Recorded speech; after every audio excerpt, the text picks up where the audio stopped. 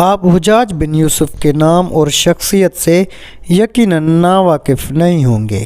اس شخص کو عبد الملک نے مکہ، مدینہ، طائف اور یمن کا نائب مقرر کیا تھا اور اپنے بھائی بشر کی موت کے بعد اسے عراق بھیج دیا، جہاں سے وہ کوفہ میں داخل ہوا۔ ان مقامات میں 20 سال حجاج کا عمل دخل قائم رہا۔ اس نے کوفہ میں بیٹھ کر زبردست فتوحات کیں۔ اس کے دور میں اسلامی فتوحات کا دائرہ سندھ اور ہند کے دوسرے علاقوں تک پھیل گیا کہ مسلمان مجاہدین چین تک پہنچ گئے تھے۔ یہی وہ شخص ہے جس کے بارے میں کہا جاتا ہے کہ اس نے قرآن کریم پر اعراب لگوائے۔ اللہ نے اسے بڑی فصاحت اور بلاغت اور شجاعت سے نوازا تھا۔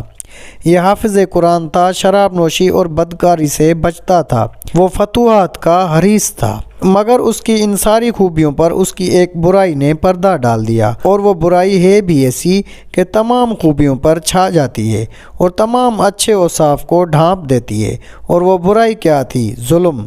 حجاج ان تمام خوبیوں کے باوجود بہت بڑا ظالم تھا۔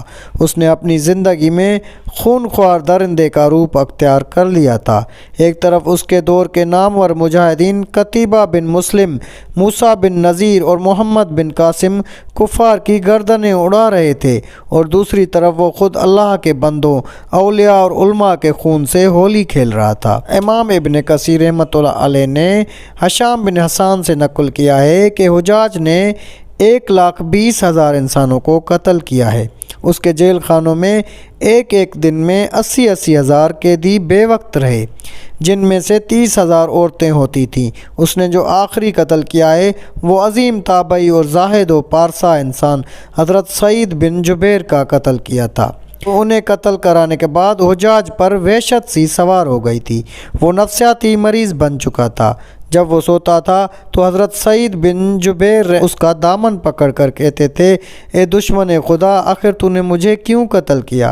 میرا کیا جرم تھا؟ جواب میں حجاج کہتا تھا، مجھے اور سعید کو کیا ہو گیا ہے؟ مجھے اور سعید کو کیا ہو گیا ہے؟ یہ وہ اندر کی آگ تھی جو جب بھی بھڑک اٹھتی ہے تو امن و سکون سب کچھ راکھ کر دیتی ہے۔ اس کے ساتھ ساتھ حجاج کو وہ بیماری لگ گئی تھی جسے زمہریری کہا جاتا ہے۔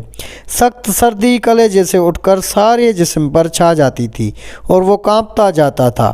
آگ سے بھری ہوئی انگیٹھیاں اس کے پاس لائی جاتیں اور اس قدر قریب رکھ دی جاتیں کہ اس کی کھال جل جاتی، مگر اسے احساس نہیں ہوتا تھا۔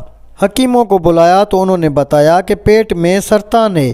ایک طبیب نے گوشت کا ٹکڑا لیا اور اسے دھاگے کے ساتھ باندھ کر حجاج کے حلق میں اتار دیا۔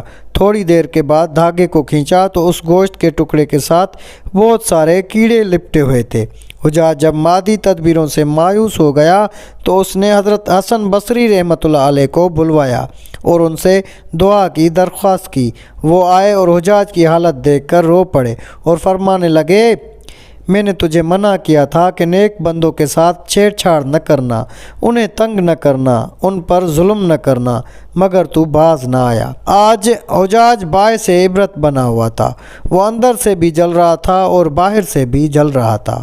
وہ اندر سے ٹوٹ پھوٹ چکا تھا۔ چنانچہ وہ حضرت سعید بن جبیر رحمۃ اللہ علیہ کو قتل کرنے کے بعد زیادہ دن تک زندہ نہ رہ سکا۔ صرف 40 دن کے بعد وہ بھی دنیا سے رخصت ہو گیا۔ مگر حضرت سعید اور حجاج کی موت میں بڑا فرق تھا۔ حضرت سعید کو شہادت کی موت نصیب ہوئی۔ وہ ایسی آن بان سے دنیا سے رخصت ہوئے کہ بعد میں آنے والے مجاہدین کے لیے ایک سنگ میل قائم کر گئے۔